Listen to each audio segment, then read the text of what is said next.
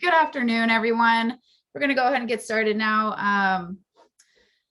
While we're waiting, maybe if we want to give it another couple of seconds, just drop your name into the chat. Let us know who you are, where you're coming from, and if there's anything in particular you're excited to see today. Give that a second while we wait. There's still people coming in, which is great. All right. All right. Well, we'll go ahead and get started. We'll say hi to everybody as we get going. So I'm Celine. I'm the director of marketing with Early Growth, and I'll be your host today. We're really excited to welcome you to the Meet the VC webinar with Brad Bentz with ATX Venture Partners. Let's dive right in. So just a few housekeeping notes. The webinar will last about 60 minutes, including time for Q&A at the end. You can place your questions in the Q&A panel at any time. We'll be monitoring it. This webinar is being recorded, and will be sent to everybody who registered for the event within 48 hours of this presentation. And you can find the recording and any previous recordings on our YouTube or on our website. And the link will be sent directly with a bit of a thank you email. So a little about Early Growth. Before we get started, let's talk about Early Growth, an Escalon company. Here at Early Growth, we've got the entire finance stack covered. What that means is two things for you, really.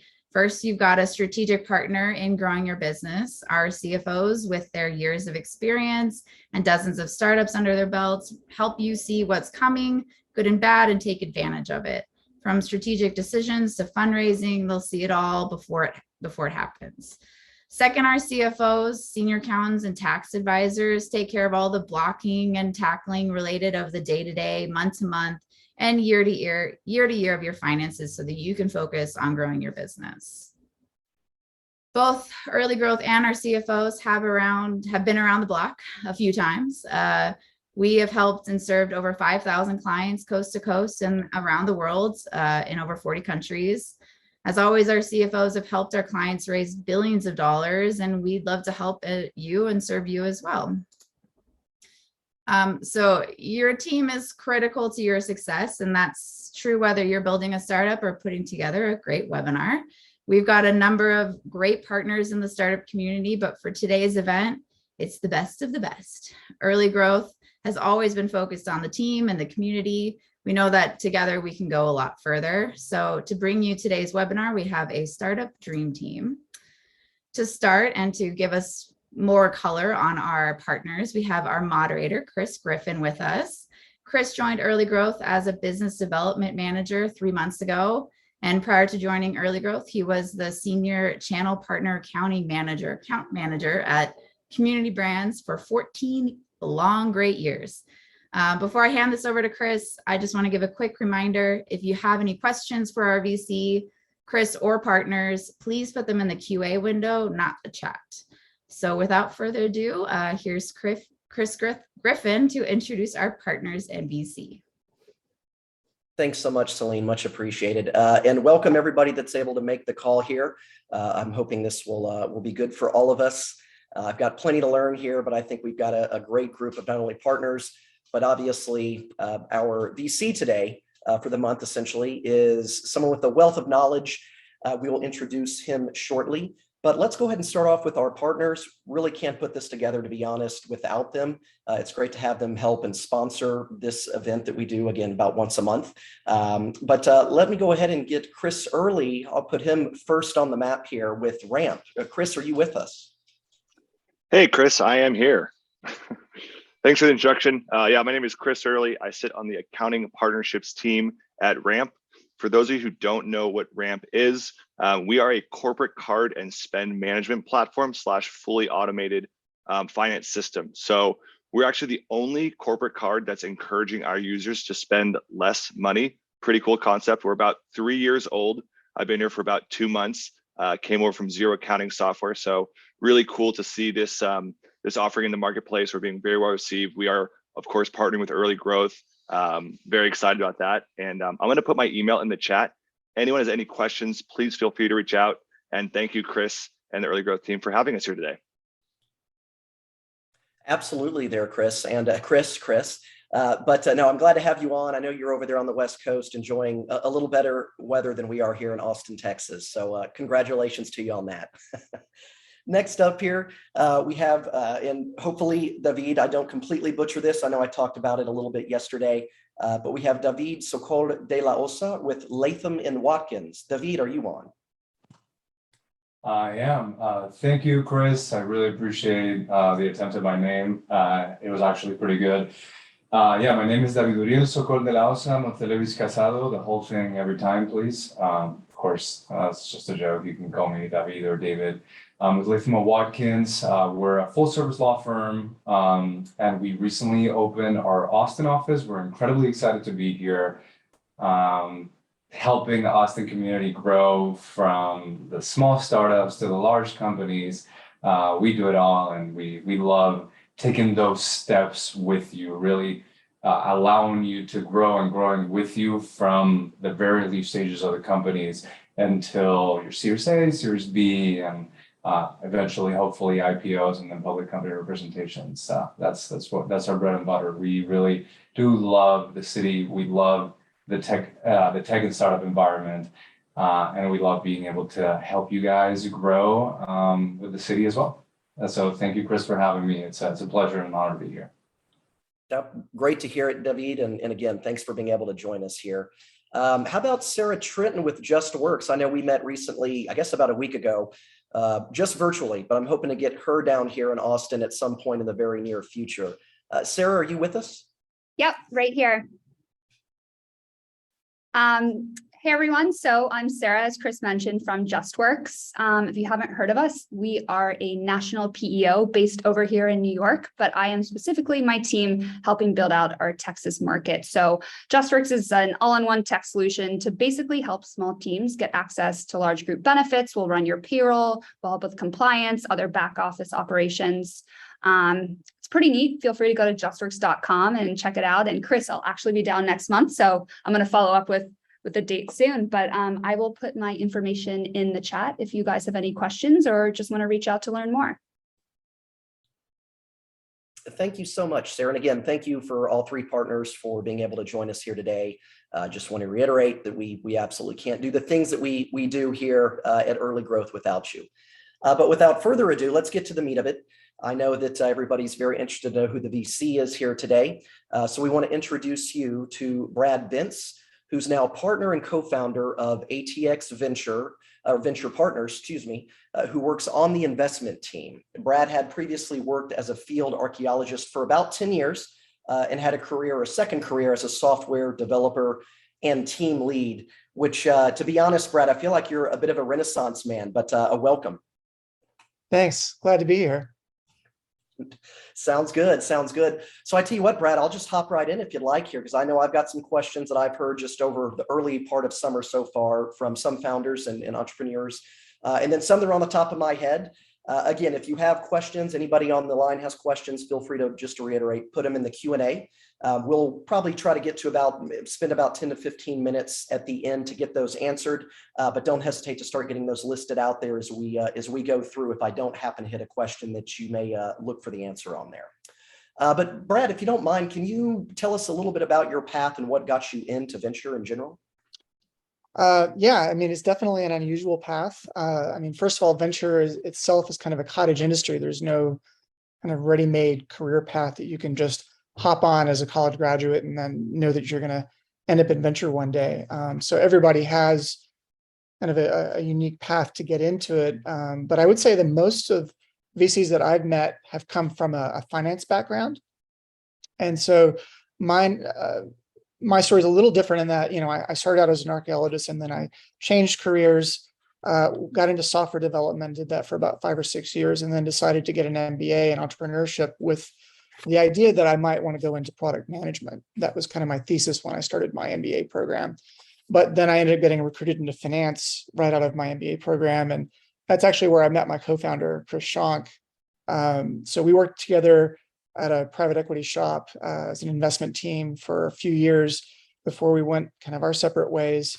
And then we're able to reconnect again about 7 years ago when he called me up and said that he had just launched a venture fund and wanted to see if I'd be willing to move back to Austin and partner again. So It's been a great journey and an unusual path, but I just feel very blessed to be able to do what I do. Right. No, that's always good to hear. But that actually leads into my next question here for you, Brad. What is exciting for you in the VC world? Is there something that gets your blood pumping in general that you just really attach to? Yeah, because you get to work with some of the brightest people on the planet. I mean, who wouldn't like that? And to work on cutting edge technology and helping to bring that to market and, make a dent in the universe, hopefully. So, it's one of the reasons that I love to get up in the morning, because I get to work on something new every day, practically. Perfect. No, I like the answer. I like the answer. Can you give us an overview of your investment thesis and the fund formation involved? Sure. So our fund, we're early stage, seed Series A focused. Most of our deals have been in Texas, but we do look at companies all over North America. And then we don't have a specific set of industries that we focus on. So we're not an industry specific vertical focused fund. But there are a couple of themes that sort of run through a lot of our investments. So one of which is what I would call future of work. And that can mean everything from, collaboration software, remote work, gig economy, HR tech, all that can kind of roll up into future work, because this is something that we're grappling with right now as people are trying to struggle with, do I go back to the office? Do I work remote? How do I structure teams? How do I make teams productive in a hybrid work environment, so forth? The other area that we spend a lot of time on is what I would call end-to-end supply chain. And so for us, that means everything from digital manufacturing to logistics and freight to inventory management.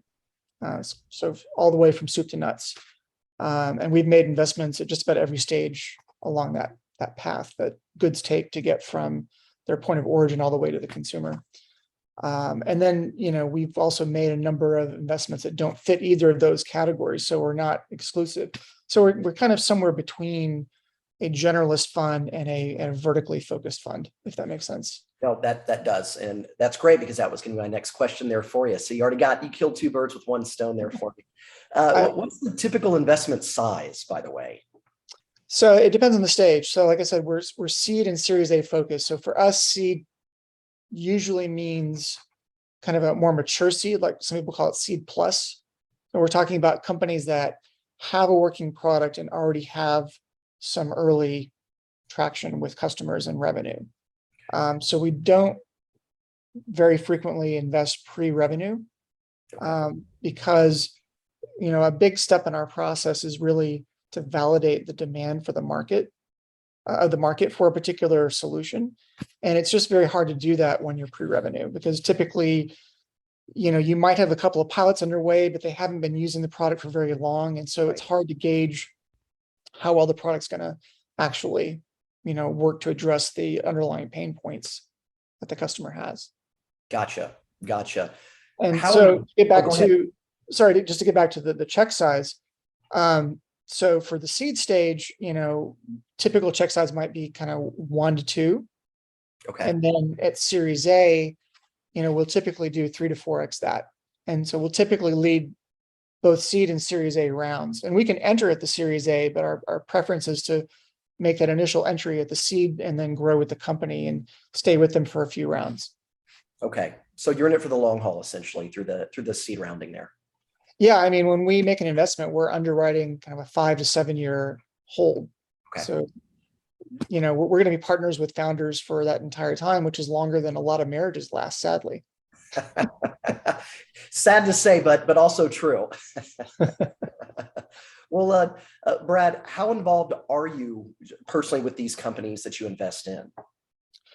It varies, but typically we're pretty heavily involved, especially in those early rounds. So we only lead or co-lead those seed and Series A rounds that we get involved in. And so we'll generally be taking a board seat as part of that. But, being a board member doesn't just mean that you have like a once a quarter meeting. We generally have, monthly calls with the management teams, kind of stay abreast of what's happening and help them troubleshoot issues that are happening. And if there's something important going on, like they're raising a round or they're, about to be acquired or something like that, we may have weekly or even daily touch points with companies. So the cadence really kind of varies depending on where the company is in its life cycle, what's going on, and whether it's pertinent. So, if a company is kind of matured to Series C, Series D stage, they're really in the more growth equity territory. They probably have a new lead investor. We're not going to be as heavily involved as we were in those earlier days. Got it. Makes sense there. What are some key differences that you need to see between a seed and a Series A company? Yeah, that's a good question. I think for a seed stage company, what I'm looking for are early indications of product market fit. We want to see that it solves a real problem. People are willing to pay real money to solve it. They don't necessarily have to have material revenue, but there needs to be enough that we can kind of hang our hat on. We understand the pricing, we understand the unit economics. We can talk to real customers to see, how it's working for them. As you get towards Series A, that's really a point where you have enough revenue that you can basically declare that product market fit's been achieved. That's the way I think about it. And 5 years ago, that would have been kind of $1 million run rate would have been sufficient. I'd say in the current environment, we're looking at more like 1.5 to 2 million would be the preferred zone for people to get really comfortable that you've achieved product market fit. Got it. Perfect answer there for you.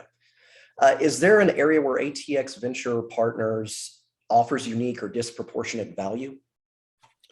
Well, we are one of the few early stage funds, certainly in our region, that actually has a dedicated platform. So we have a woman on our staff whose full-time job is to be there to help the portfolio companies. And that's in addition to the investment professionals that are already serving on the boards or, maybe having, informal check-ins as advisors.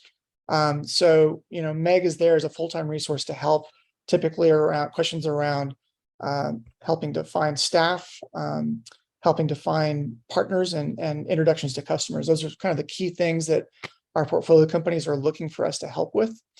So we've got that. I would say, above and beyond that, we also, as I said, we have these themes that we invest in. We've been investing in some of them for 5 to 7 years. So we've developed some muscle memory and, we have relationships in the industries that we invest in. So we can certainly help in terms of introducing key partners and customers or perhaps downstream capital in those areas. But kind of above and beyond that, more of a soft skill, I would just say, is to be collaborative and empathetic with the founders. Right. Means a lot, more than you might imagine. It almost sounds hokey when I talk about it, except that I've seen so many of their VCs that are just very transactionally oriented. I mean, they're just trying to squeeze everything they can in this deal. And we've always taken the approach that ventures are a relationship business. Like I said, we assume we're going to be partners for 5 or 7 years. But beyond that, we actually want to be the first phone call when people have exited and they've, high-fived and drank the champagne. And 6 months later, they're thinking about their next thing that they want to do. We want to be that first phone call when they've got an idea and you want to go back to market with a new product. And we've actually done that 3 or 4 times already in our relatively short lifespan as a venture fund. We've had founders that we've backed multiple times. One we've backed 3 times already.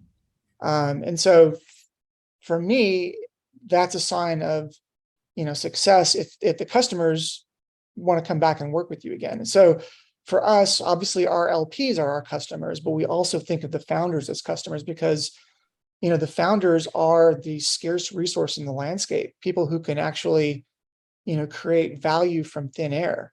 Right. Through, their intellectual capital, their effort, and their skill to be able to take an idea and actually create a working product out of it and then change the world. Those are things that you can't find very easily. So we look at the founders as one of our key stakeholders or customers. And so our NPS score with our founders is important to us. And I think it's a sign of success if people want to take your money the next time they come back to market.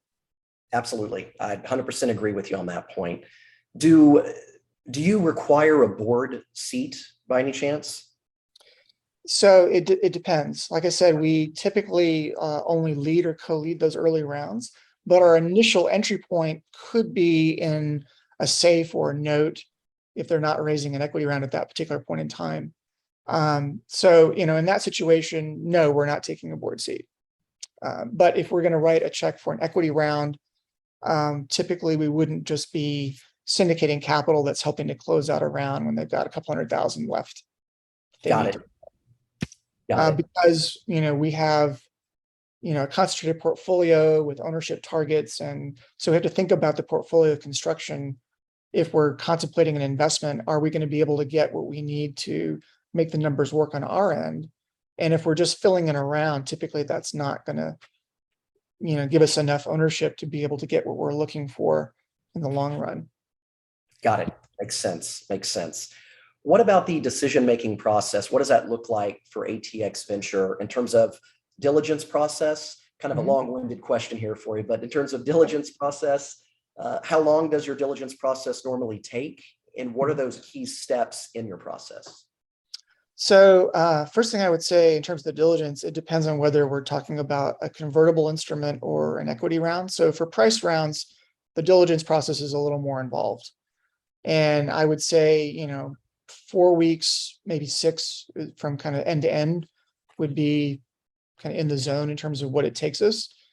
In some cases, we might be able to move that a little bit faster. Notes generally are, a faster process because they're more of a grab and go. There's not this whole negotiation typically around the terms. The notes are usually already, it's typically founder led. So the terms are already known.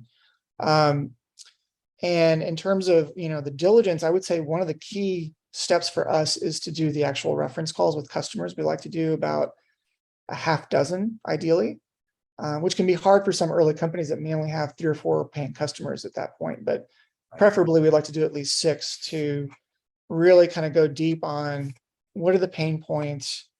Does this really matter to the organization? How well does this product actually address those pain points? Has it been reliable? Do the employees like using it? Do they have high engagement? Is it creating value? Do they think they're going to expand the use of the product? Are they going to keep using the product over time? Are they likely to, to renew, or do we think that they might churn? All these are really important for us to get that the point of view of the customer. We don't just want to take the founder's word for it. Not that we think founders are, being deceptive, but rather that they typically have a lot of enthusiasm for what they're building. And we want to make sure that that enthusiasm is shared by the people who are actually going to be buying and consuming the product, not just the technologist that's creating it, if that makes sense. Nope, it makes perfect sense there.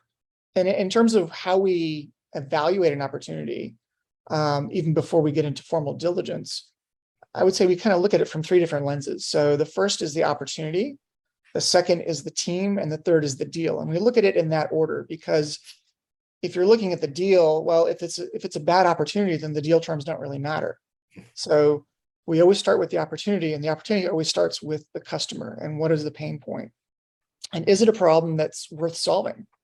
Because a lot of what I see, unfortunately, are products that are okay, but there just isn't a really compelling need underneath them. And so what that tells me is that these products are probably going to struggle to get rapid adoption.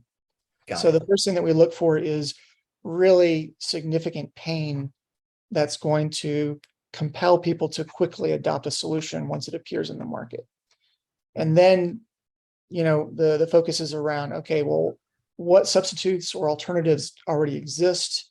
How well are those positioned relative to this product?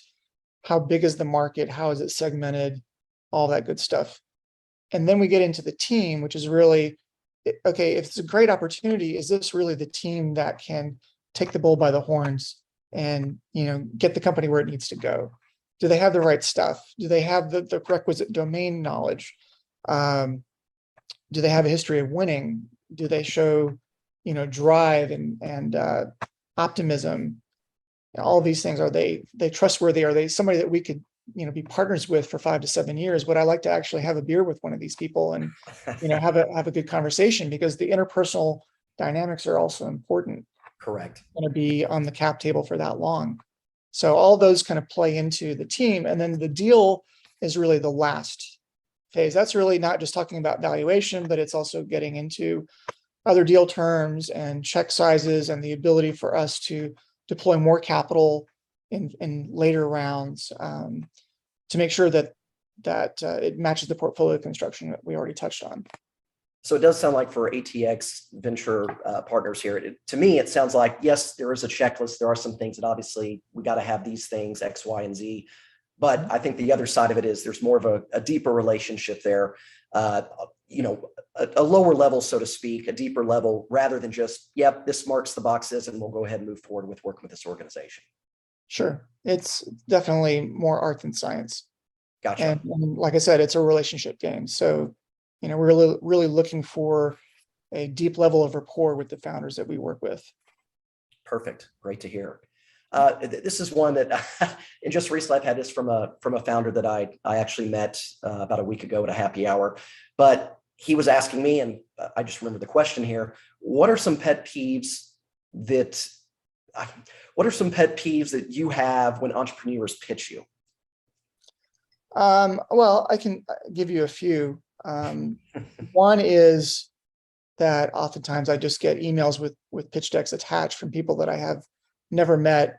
And, you know, oftentimes it's pretty obvious that this is just being shotgun to everybody who is attached to a venture fund or is writing a check. And so I don't feel like the founder in that situation did much diligence on me, didn't really choose me per se, just got a list of venture funds and started sending out a bunch of emails. So the best way to approach a venture capitalist is through somebody that they already know. And often that can be through an existing portfolio company or someone that they backed in the past. And getting a referral from somebody that we know really makes us pay attention, because that person is putting a little bit of their reputation on the line to recommend a founder to us. And so if someone that we respect is, you know, making a referral like that, we'll definitely take time to listen. The next thing I would say is a lot of founders don't really understand what addressable market means. And let me tell you what I mean by that. So let's say that you're a founder and you have a company that does corporate travel software, and you put a slide in your deck that says travel is a $1 trillion market. Well, what I'm looking for is how big is the market for corporate travel software, not what is the total category spend. So when I see a slide like that in a deck, it either tells me that the founder doesn't really understand what an addressable market is, or they know, but they're just trying to really pump up the opportunity to make it appear bigger than it might actually be. So, you know, I would encourage people to really go brush up on what addressable market means and, you know, show us that in the deck rather than giving us a wild number that might just represent the total spend in the category. I would say those are kind of the two of the big ones that tend to come up frequently for me. Got it. Yeah. Again, I don't know if that's what he may have been one of those that pitched something over to you and was just shotgunning out to everybody. That may have happened. But I thought that was interesting. I kind of assumed that would be the case for that one, but interesting on the other one that you kind of hit a little more in depth on there. So let me ask you this: as a founder, in your opinion, what makes a successful founder?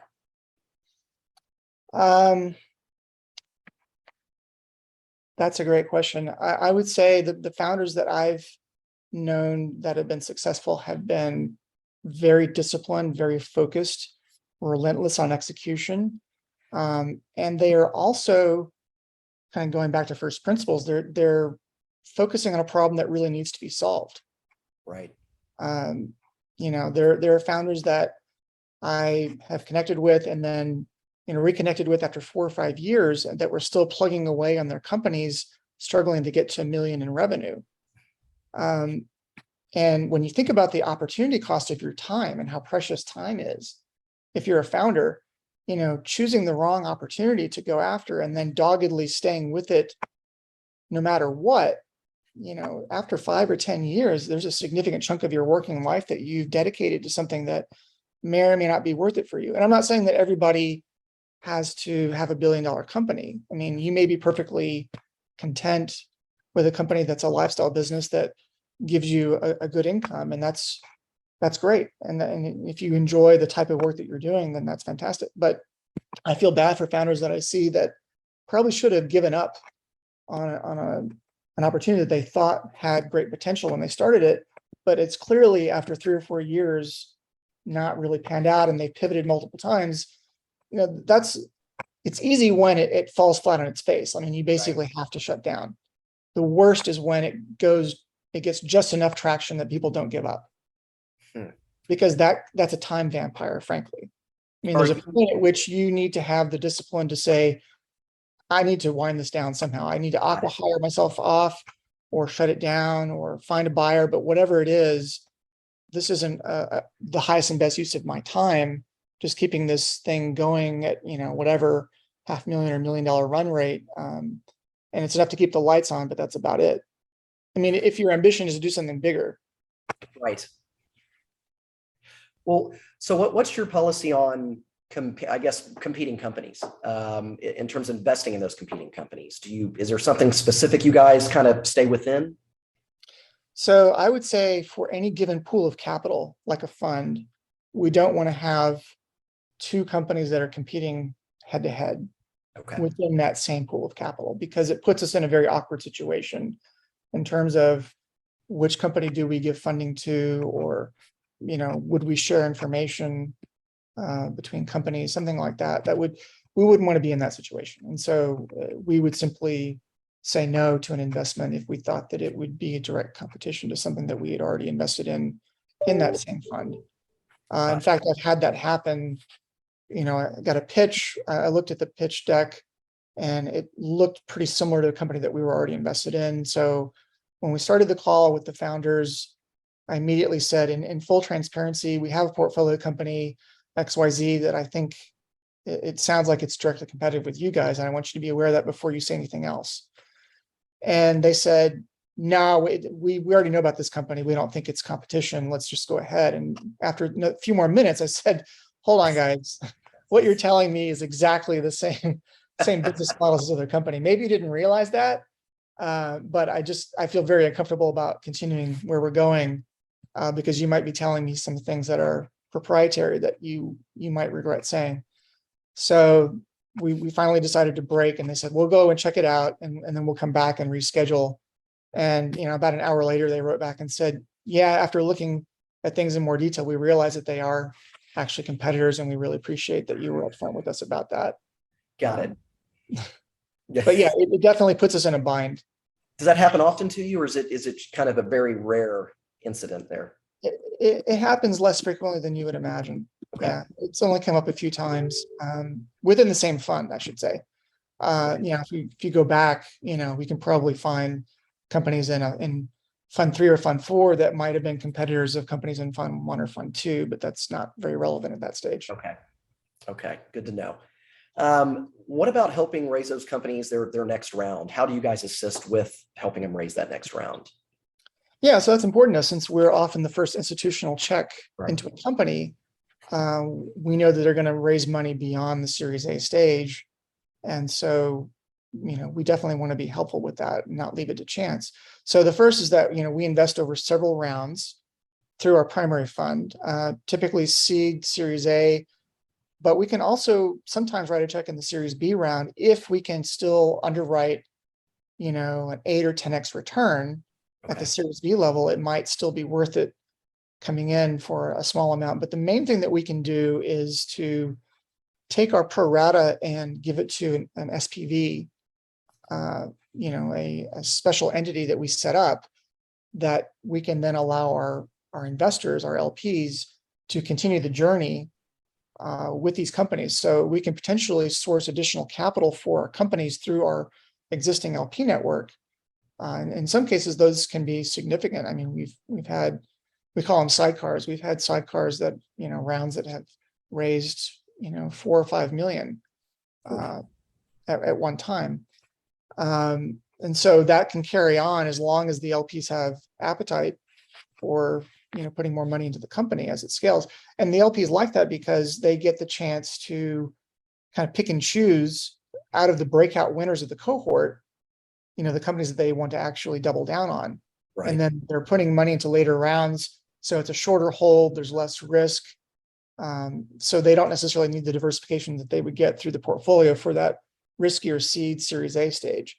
So that's another way. And then beyond that, we also cultivate relationships with downstream capital. So there's a lot of growth equity funds that are looking for promising companies. And so they will often come to us and every 3 or 4 months and say, hey, let's grab a coffee and tell me what's going on in your portfolio. Are there any companies that we should be looking at as they're approaching Series B or Series C stage? Because it can be very competitive in those later rounds. So they're looking for proprietary deal flow, and developing a relationship with early stage founders, early stage investors is a great way for them to do that. And it's coupled to our founders because, we're helping to introduce downstream capital that can help them continue the journey beyond the checks that we're able to write. Interesting. So I guess that kind of leads me to another question here. With ATX Venture Partners, are you specifically focused more in Texas? Are you nationwide? Are you international?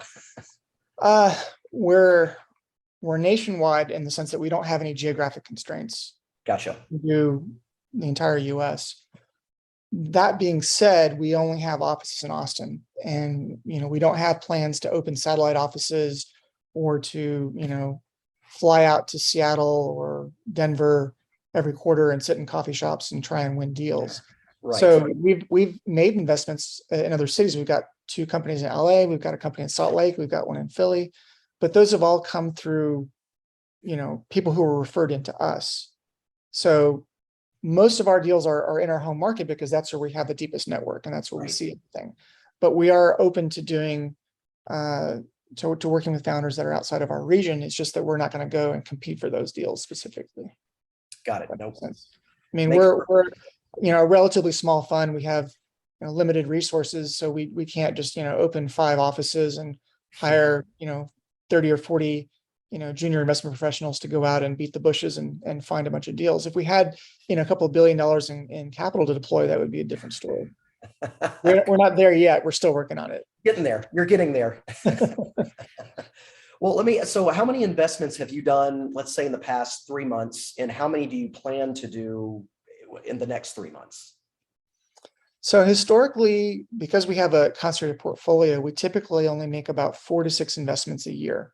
Okay. So call it, 1 to maybe 2 a quarter. And I think the last quarter, we probably were in that zone in terms of the number of investments that we made. I think we did 1 or 2. And then for the next quarter, I think we'll probably do at least 1, but given the market situation, we might limit it to 1 just to kind of see where things are going. I think everybody's a little bit concerned about the economy and what's happening in the capital markets. And so our first instinct in that situation is to say, okay, well, whatever powder that we have, let's make sure that we take care of our existing investments.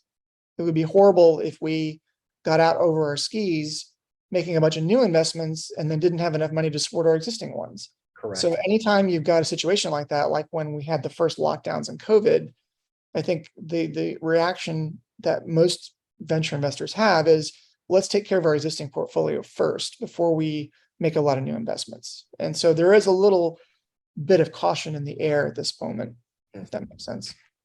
Do you, I guess, kind of to keep on that same page there, with a potential looming recession, I guess, as we get into the end of the year and next year, I'm assuming that's, you're doing them, again, you're talking about maybe 4 to 6 a year. So it sounds like you definitely are very, I don't want to use the word picky, but I think you're very cautious about who you're bringing on for you guys. Yeah. I mean, we only make about 12 to 15 investments per fund. Okay. We typically seed a fund over a period of 2 to 2.5 years. And that kind of dictates our cadence. And so, we probably only invest in 1 or 2% of the companies that we see. I mean, if you're looking purely at like how many pitch decks did we get, that doesn't mean that we spent 2 days doing deep dives on these companies. Right. But if you look at all the opportunities that we see across our organization, it's probably only around 1 or 2% that actually end up getting funded. Got it. Got it. So I'm a founder. I'm on this call now. They obviously saying we need seed money as it is starting now. Is there typically, and I know you talked about the relationships, usually it's more through referral conversations, it sounds like to me.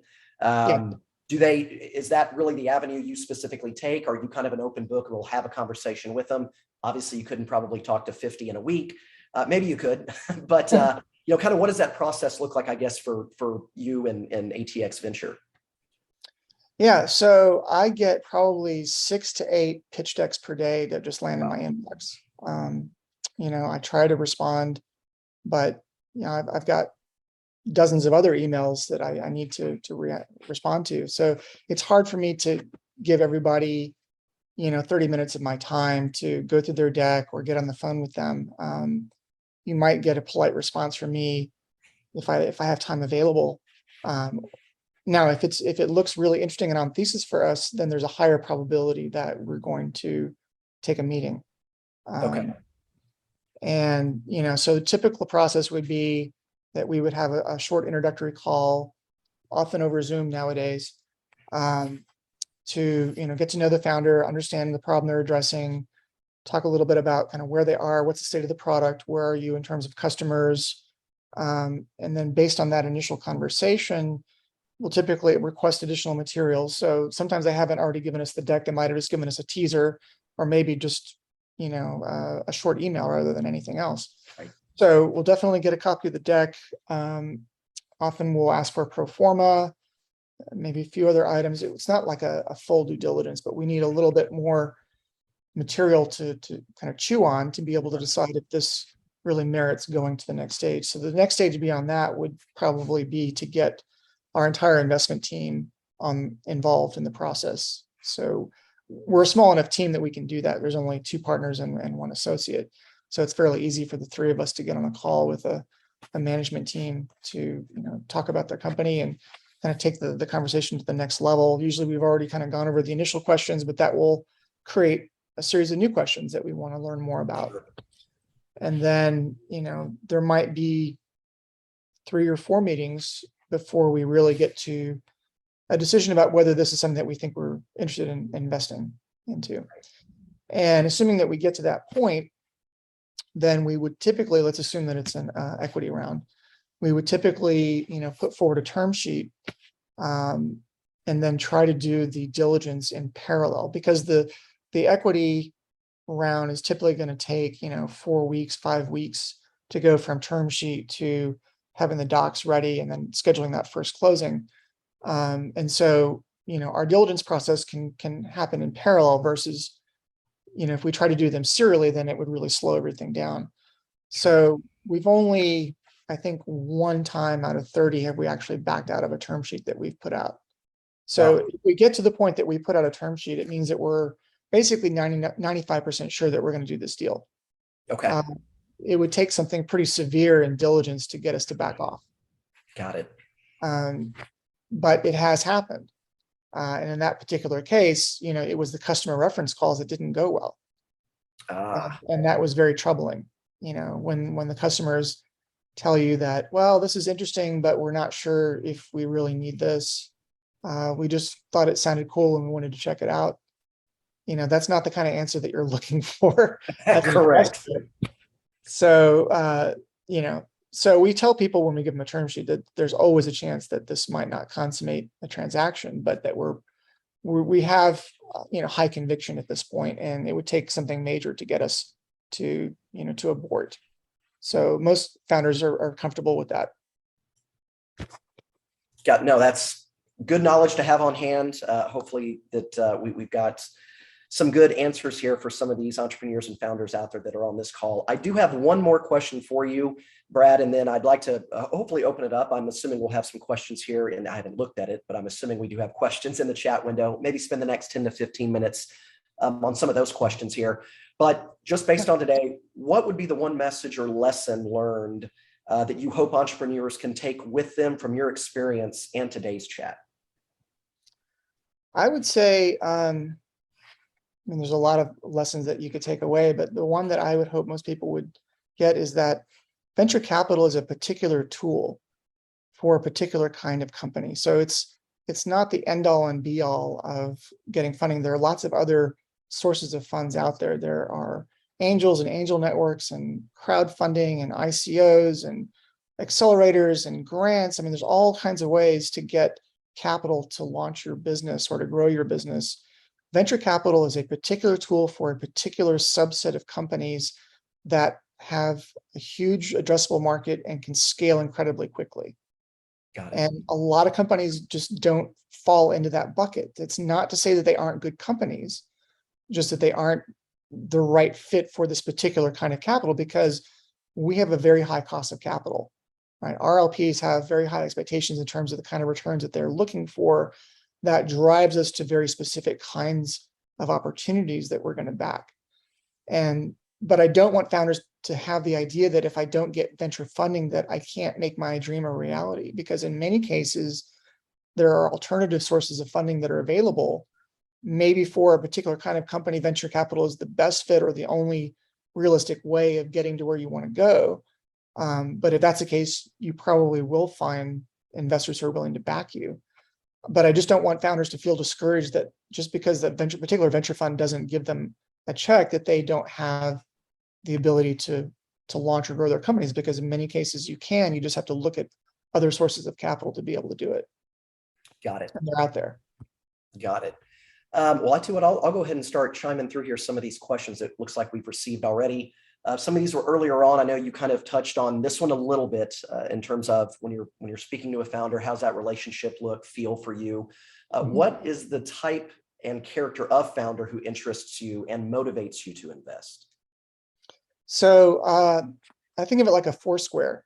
Got one axis would be industry experience, and one would be previous exits. So best case scenario is a founder who comes from industry, has already successfully launched, scaled, and exited a company, and preferably been venture backed in the past, because that gives me high confidence that the team is going to be able to take this opportunity and get it to a successful outcome. Next best would be a first-time founder or group of founders, but people who have deep industry expertise, because they already know the industry, they know the problems, they have a lot of customer and partner relationships already that they're bringing to the table. Next would be a founder that's been successful in the past, but they're attacking an industry that they don't have much or any experience in. So they know how the game is played, but they don't necessarily know the contours of this particular vertical that they're trying to go after. And so in those other two cases that I mentioned, really it's about augmenting the team. So there's some promising material there, but you need to bolster the team with people that fill in the gaps. So if it's first-time founders, they know the industry, but they haven't actually scaled a business before, well, bring in somebody with a little gray hair who can show them how that game is played. Or somebody who's been a successful founder in the past, but they don't know this particular industry. Well, it's very easy to find somebody from industry that may be able to augment them. The only time that it would be a non-starter is first-time founder in an industry that they have little or no experience in. I mean, there's not really a case to be made that this is likely to be a successful outcome in that situation. I mean, entrepreneurship is hard enough as it is, but if you're trying to navigate a new industry and be a first-time founder at the same time, that's just too many balls in the air. Too much going on at once there. No, that makes sense there. Here's an interesting one. How do you provide added value in comparison to CVC investors, and whose added value is more obvious? It depends. I mean, CVCs, if you've met one, you've met one. It seems like they invest for a variety of different reasons. Some of them are really making investments that are preparatory to an M&A transaction. So they're really looking at this as an acquisition. Some of them are looking at these as important partners that they want to have. Some of them are just trying to stay abreast of the technology landscape and kind of look over the horizon and see what's coming. And so there are corporates that can be really value add. Whether they actually follow through is another question. Right. It depends on how they're organized, what their motivations are. It's not uncommon for someone within the organization to champion you, but then they get moved to another part of the company, or they switch to a different company, and suddenly, you no longer have that internal champion that's able to drive value to you. I'm not saying there's anything wrong with corporates. I'm just saying it's not a slam dunk that they're going to, transform your company overnight. And the other thing with corporates that can be tricky is, some of them want to have some kind of ROFRs, or they create, optics issues if only one of them is in your deal, but their competitors are not in the deal. So does that, foreclose opportunities that you might have otherwise? Those are all questions that founders need to think about as they're entertaining having strategics involved in rounds. And to be perfectly candid, we often like to liaise with corporate strategics. So we don't have anything against them. We often find them to be value add, and we like to, have them participate in rounds that we're leading or co-leading. I would say generally we like corporates, and we like vertically focused funds to invest alongside us. Often there's less benefit to having just another VC who's more generalist in nature to invest alongside you if we're already in the deal. But having had corporates involved in a number of deals, I just know that the outcome can really vary widely. It depends a lot. And I think that's something that founders need to, do their own diligence on when they're talking to corporates. Got it. Makes sense there. I've kind of heard this one out there. I know this has been asked before just around town here in Austin. What percentage of your portfolio is led by a female founder or co-founder? We have a few, I'm proud to say, and we have female founders that really rock. It's hard to find right as many female founders in tech as you'll find men. So we're definitely open to it. It's just been a challenge for us to find, especially for B2B right. SaaS, which is what we spend most of our time on. There are just not as many women as men that are starting companies. I hope that changes, and I think it will change over time as people go through more cycles. Each time around, you're going to get more female founders that are joining the ranks of male founders, and that's a great thing. But Well, it's a process. I tend to hear that I've heard some percentages, but it sounds like the degree of revenue tends to be a little higher. I don't know if that's true or not, higher for women founders and co-founders rather than male. Obviously, there's a smaller number of them. There's obviously less of them. But I found that, at least, I don't know if it's true, but I've heard that from a couple of entrepreneurs just here in town. So I don't know if you've heard that or not. No, I have heard that. And, it's definitely something to pay attention to. So we think that diversity leads to better outcomes based Right. on the research that I've seen. The challenge is finding the diverse founders to be able to back. I know they're out there, but they're just not, I'm not seeing them in the volume that I would need to see to be able to have them be, 40, 50, 60% of the portfolio at this point. Correct. Let's keep plugging along and try and get there. Definitely. No, I like that answer there. Here's a good one here. Not including any board seats, how much equity do you typically take for that 1 to 2 million investment for a seed stage company? So our ownership target is 20%, around thereabouts. But for our first check, we might take anywhere from 10 to 20. Okay. And the reason is that, we're willing to build our position over a couple of rounds, and we want to make room for other people who can be value add and accelerate the company. We don't want to elbow people out who want to throw into the round. It could be another fund. It could be, an angel. It could be an industry executive, whoever it is. We don't want to say, well, no, there's no room for them because, we got to get what we need right now. Right. So there's a trade-off, because one of the challenges for us is, okay, let's say that we get 10% ownership in this round and our target's 20. Well, the next round, if you're a major investor, you get preemptive right, which means you can do your pro rata, Okay. but that's it. So we have to have a pathway to go from wherever we are to wherever we want to get.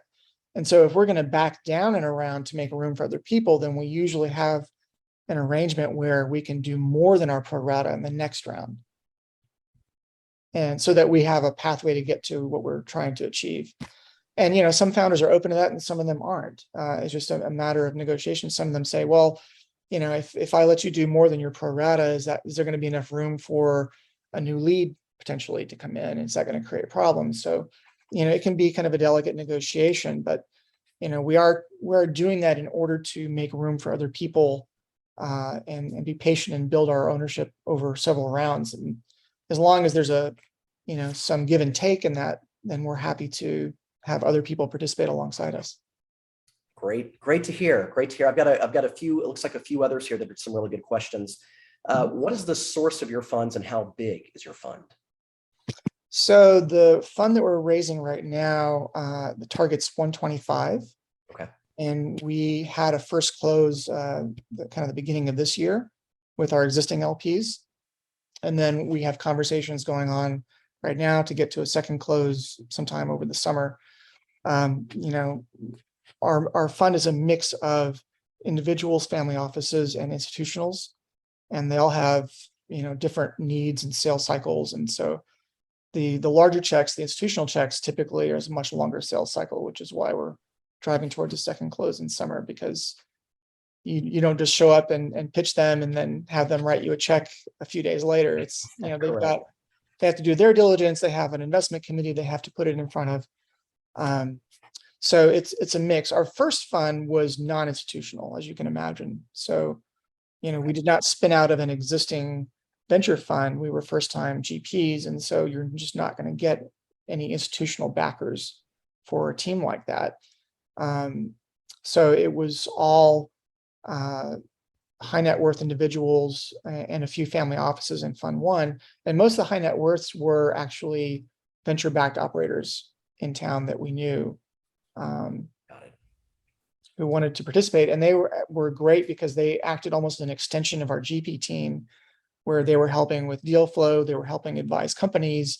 So it was it's great, and many of them have continued to invest with us over the years. So we always want to have those value-added operator investors involved in the fund. We never want to go purely institutional and tell those people that they can't invest anymore, because it would be, you know, cutting off our nose to spite our face. I mean, those people, you know, are industry experts in many cases. They've successfully grown companies in the past, and so they're invaluable because they're out there having conversations with founders. So they help refer deals, they help advise companies. They just are great at every level, great partners for us.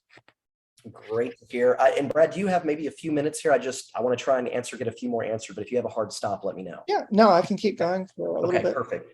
I won't wear you out completely, I promise. How long should how long should a pitch be? It's like this question is, we have a pitch that is about 30 to 40 minutes long. It covers a lot with some objection handling too. I think 30 minutes is probably a good target. I certainly wouldn't go a full hour. I just think, you know, you'll probably kind of overwhelm the investor or kind of outstrip their ability to process information. So what we like to do is kind of get that first download, ask a few questions, and then go back and noodle on it and do some research. Right. And then come back with follow-up questions. And so if you're having a really long session, it's just hard to have, you know, productive conversation, you know, in the last 15, 20 minutes of that. So I would aim for like 30 minutes with a little room to go over. Nope, that's good to hear. It's funny, that question came up and then you answered it perfectly there. We actually do assist, you know, our CFOs are able to assist internally with kind of helping along with that pitch deck as well for organizations that are really trying to jump into that. So just to keep in mind out there for the folks that are on the call, that is something that we can assist you with there. Just a kind of a quick comment. Love Brad's Indiana Jones hero choice, ultimate startup guy. I like that. Thanks. We have let's see here. Oh, looks like we answered that one here. Your investment thesis includes marketplaces which are complex and require building both sides of the market, which can be time consuming and expensive. What are the unique elements you analyze when investing in marketplace, B2B, B2C, those types of industries?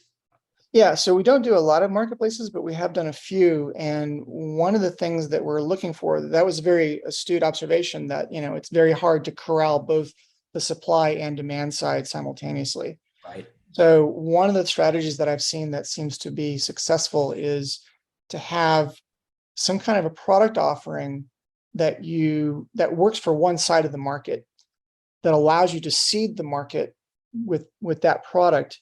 And then when you have a critical mass, to then open up a marketplace feature where you're now bringing the other side of the market, because you've already got one half of the market already seated. They're using a product, they're satisfied, they're not going anywhere. And then that builds the time that you need to attract the other side of the market to join them.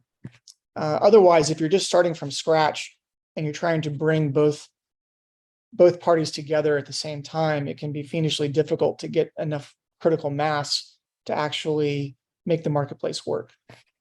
So that's one of the key things that I look for, is how do you seed one half of the market through some other strategy before you actually flip on a marketplace. Okay. And I tell you what, I got one more here that I just want to go back to. If we don't have access to someone who can provide a warm referral to you, how could a founder go about reaching out to you without the shotgun approach here? Well, it helps if their introductory message, appears like it's very targeted, like they did their homework. They know what we focus on. They reference some of our portfolio companies. That's going to get my attention if it looks like it's personalized and that they actually chose us specifically for X, Y, and Z reasons, and they can explain that very, very succinctly. Mm-hmm. I'm more likely to respond to that versus something that clearly was, sent to everyone on the planet pretty much. No, that sounds good. By the way, yeah, Eva, I'm going to give Eva a little bit of love here because she's the one that threw out the Indiana Jones superhero comments. So appreciate it. I think that got a little chuckle out of Brad. If anybody has read a little more background on Brad, I know on their website in general, Indiana Jones is, there's a little more to it in depth than that, but Indiana Jones is essentially somebody that is a bit of his hero. I think he, obviously being an archaeologist, I would assume it kind of goes in line there. Sure. Perfect, Brad. Well, again, I really appreciate you being on. You've been a wealth of knowledge, not only for the founders and entrepreneurs on here, but really for myself. It's been quite the learning experience here for me today. I do want to thank our partners as well. Thank you from JustWorks, Latham Watkins, and obviously Ramp with Chris early there with Ramp. Thank you guys for helping and assisting sponsor that. And I will fire this back over to Celine here. All righty. Well, thank you guys, Brad. That was excellent. I learned so much. We have another Meet the VC. It's actually a monthly event. We do the second Wednesday of every month. So come join us next month, July 13th.